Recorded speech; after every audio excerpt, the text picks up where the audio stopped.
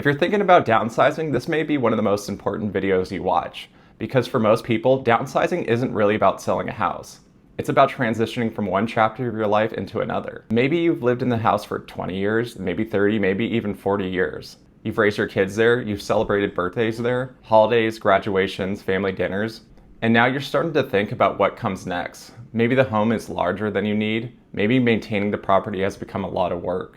Maybe you're moving closer to family, maybe you're looking for a single family home, or maybe you're considering a retirement community. Whatever the reason is, one thing I hear over and over again from homeowners is, Jason, I need to move, but where do I even start? And honestly, that's completely normal, because selling a home after living there for decades is very different than selling a home after living there for only 3 to 4 years.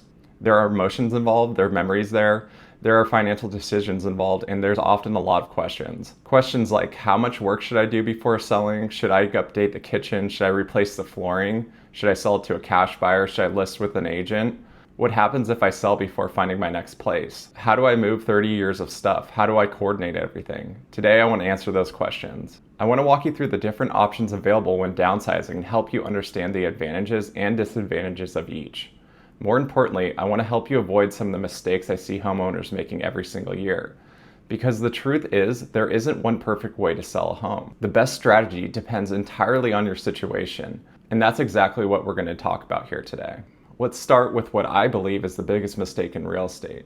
The myth that every homeowner should sell exactly the same way. And that is simply just not true. If you watch TV or listen to advertisement, everyone seems to have the perfect solution.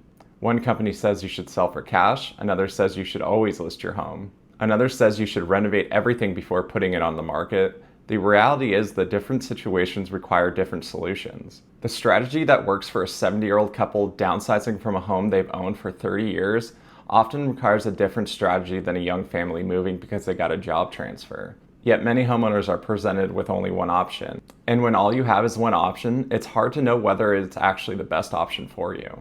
That's why I always ask one simple question when we start. What does success look like for you? Not what your neighbors want, not what investors want.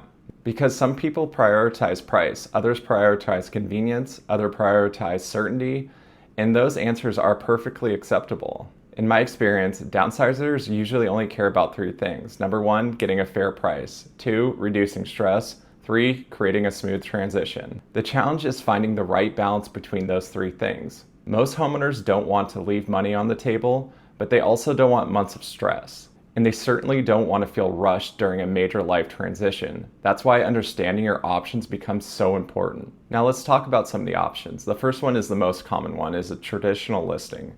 For many homeowners, this is still the best path to maximizing value.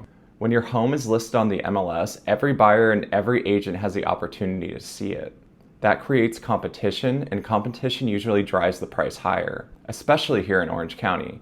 I've seen homes receive multiple offers within days. I've seen buyers compete aggressively for properties in desired neighborhoods. When the goal is maximizing your sale price, exposure matters, but let's talk about the realities too, because every advantage comes with trade-offs. You may need professional photography, you may need staging, you may need to declutter, you have to have open houses, and you will have private showings. And if you lived in your home for over decades, that can feel overwhelming. Now, I've sat at kitchen tables with homeowners who look around and think, how am I supposed to get all this ready? And that's a very real concern, especially when you're also trying to figure out where you're going to move next. Should you update your home before selling? This is probably one of the most common questions I get, and the answer is, it depends. Many homeowners assume they need to spend $50,000, $100,000, or even $200,000 updating the property before selling. And sometimes that's true, often it isn't. I've seen homeowners spend enormous amounts of money on renovations and never get a full return on that investment. I've also seen homeowners sell homes that needed updating and still achieve excellent results. The key is understanding the market. The key is understanding the buyer pool. And the key is understanding whether the improvements actually increase value more than it costs. Many times the answer is no. Another option is selling as is. This is one of the most underutilized strategies available. Selling as is, no major renovations, no massive construction projects, no 6 months remodeling, just selling the property in its current condition. Many downsizers love this option because it dramatically reduces stress. Instead of spending months prepping the property, they can focus on preparing for their new move. Now, buyers will absolutely consider the condition of the home. That is expected. But many buyers specifically look for homes they can personalize themselves. Especially in Orange County, selling as is doesn't mean giving your home away. It simply means letting the next owner decide what improvements to make. And here's my favorite strategy, the hybrid model. Now let's talk about what I believe to be one of the most powerful approaches available. This is where I spend a lot of time with clients because it gives them flexibility, and flexibility creates value. Instead of immediately committing to one path, we evaluate multiple paths.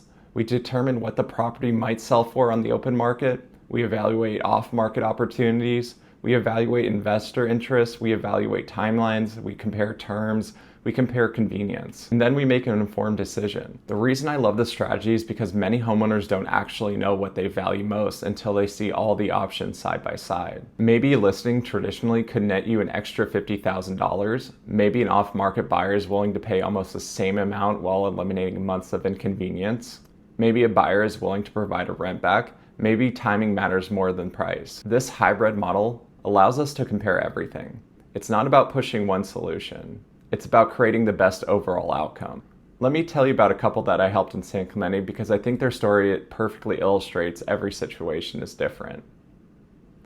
They have lived in their home for many years. The home was beautiful, it had been cared for, but it also needed updating. The kitchens were older, the bathrooms were older, and like many long-term homeowners, they had accumulated a lifetime of belongings. When I walked through the property, what I saw wasn't clutter, I saw life. Photos, memory collections, furniture that has been there for decades. And their answer wasn't maximizing every last dollar. Their answer was reducing stress. They didn't want constant showings. They didn't want strangers walking through their home every weekend.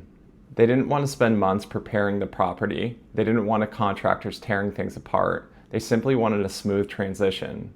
So instead of forcing them into the traditional process, we looked at all their options. We used a hybrid model. We explored retail value. We explored off-market opportunities. We explored different timing structures. And ultimately, we found a buyer who was a great fit. The buyer understood the property condition. The buyer appreciated the location. The buyer was willing to work around the seller's needs. And the result was the seller got a price very close to market value. They avoided countless showings. They avoided major renovations. And most importantly, we negotiated a completely free 60-day rent back. That gave them 2 full months after closing to transition into their next home. Everything happened on their timeline, and that's exactly what they wanted. To me, that's what success looks like. And this is why price isn't everything. This may sound strange coming from a real estate broker, but price isn't always the most important factor. Now don't get me wrong, price matters a lot, but it's not the only thing that matters. What if you could get 5% more money but spend 6 months stressed out? What if you could eliminate dozens of showings? What if you can negotiate a rent back that makes your move dramatically easier? What if certainty is more important than squeezing out every last dollar? These conversations should be had because every homeowner values different things. If you're considering downsizing, I want you to remember one thing. You have options. And the key is finding the right combination for your specific needs. Because downsizing isn't always about selling a house. It's about creating a smooth transition into your next chapter of life. And when done correctly, it can be exciting instead of stressful. If you're thinking about downsizing anywhere in Orange County, I'd be happy to sit down with you to learn your goals and help you understand all your options. No pressure, no obligation, just honest advice so you can make the best decision for you and your family.